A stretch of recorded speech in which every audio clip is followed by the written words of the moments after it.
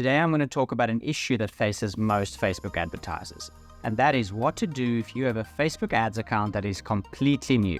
So it's all good and well to talk about these large Facebook ad accounts that we run ads for, that spend millions in ad spend, that have millions of examples of successful campaigns, not successful campaigns. But to most of you out there, you're probably starting or have started recently to run ads from an ad account that has no data and no track record of a proven method that works. So it's no secret that it's definitely more difficult to get results from an ad account when it's brand new. And this is because your Facebook pixel has no data on what your clients look like. They don't know if it is a woman in her 40s that's into fitness. They don't know what time of the day your clients tend to buy, what day of the week they tend to buy, in which region they tend to be in. If your ideal client is potentially a man with children, or it could be anything, and there's just no data on what your clients look like. So it will take Meta so much longer to find these clients. So today I just want to go over what are the best practices when you are dealing with an ad account that has no history and no data. There's obviously always a right way to do things and a wrong way to do things. So we have learned there are a couple of things that I would advise you do if you have an ad account like this that'll increase your chances of getting results quicker. Now, the first thing we need to talk about is what should your campaign objective be? For most businesses, you're looking to get sales or leads. And these are the two objectives that you should choose. There are many different opinions out there, and even if you speak to some Meta representatives, they might even advise that you go with an engagement campaign or a traffic campaign, which to me is absolute madness. In our experience, we haven't seen that just doesn't work. If you're looking for sales, you have to run a campaign with the sales objective. I mean, it makes sense. If you are trying to gather data and you want your pixel to learn what your ideal client looks like, you want to choose the correct objective so that Facebook puts your campaign in front of the correct audience.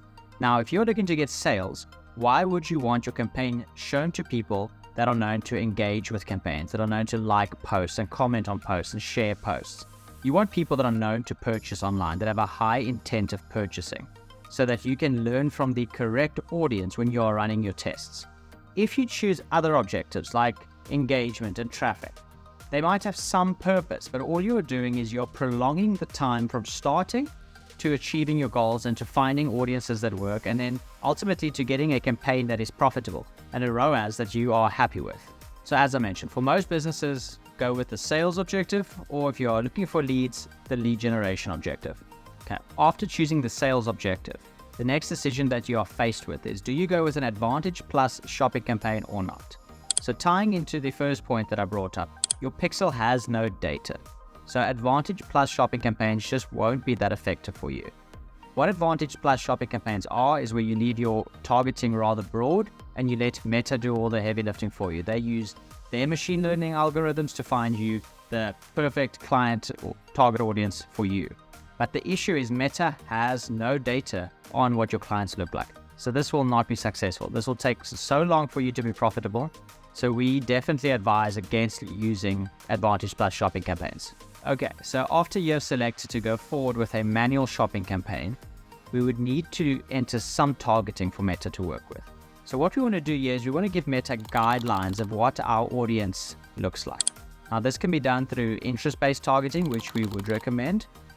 We could also give Meta a better idea of what our ideal demographic looks like. We could be a bit more accurate with the age range that we want to target, and a little bit more accurate with which gender. If your item is definitely only going to be bought by women, then specify that. We want to give Meta a little bit of an idea of in which direction to go to, because remembering that we have no data to work with. Meta has no clue what your audience looks like at this point. So in the beginning, for brand new ad accounts, I would definitely suggest to keep it as simple as possible and to remove as many variables as what you can.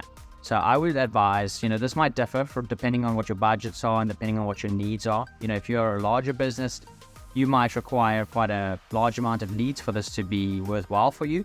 But for most new ad accounts, I would suggest keeping it quite simple. I'd suggest one campaign with 3 ad sets and each ad set having 3 creative types. So the 3 ad sets, I would choose a different interest for each ad set. And in terms of the creatives, I would go with an image, a video format, and a carousel format. Preferably the carousel format being populated directly from your catalog. In terms of budgets, I'd suggest starting small and scaling up once we see that something's working. That's quite a basic recommendation, but I would use an ABO setup, ad budget optimization. So giving each one of our 3 ad sets the same budget to start with. Once we see results and we see one of the ad sets is performing better than the others, we can allocate more budget towards that one. And then I'd let this campaign run. I'd try to see which of the 3 creative styles that we have put forward is working and which of the 3 ad sets is getting the best results. If you need to switch one of these ad sets off, you can do that if it's really not performing well at all. If something is performing well, increase the budgets as I mentioned, and you can keep doing that until the results plateau slightly. But if it's profitable, keep it running, because not only are you getting some results from this, but more importantly, you're getting data and your pixel is learning. And your pixel is increasing the chances of it being able to deliver profitable results in future campaigns. Meta will learn from these campaigns that you're running and optimize over time. So this is a rather simple setup that I would advise for a brand new ad account. Once you see some results here and you gather some data, you can be a bit more intricate with your approach. You can then look into things like lookalike audiences. Once you have data for that, maybe some retargeting or engaging of warm audiences, you could maybe play around with CBOs or Advantage Plus shopping campaigns. But for now, this is the setup that we would recommend if you have absolutely no track record on Facebook ads and your ad account is completely cold. So let's quickly go over those points again. So the points to remember here are: choose the sales objective for your campaign or lead generation objective if that's better suited to your needs. Go with a manual sales campaign, so do not go with the Advantage Plus shopping campaign. Keep things rather simple in terms of your setup. As I said, I recommend using 1 campaign, 3 ad sets, 3 creatives. In terms of the targeting, just interest-based targeting and slightly narrow the demographic just to point Meta in the correct direction. We'd use ABO and start rather small on the budget and then scale up from there.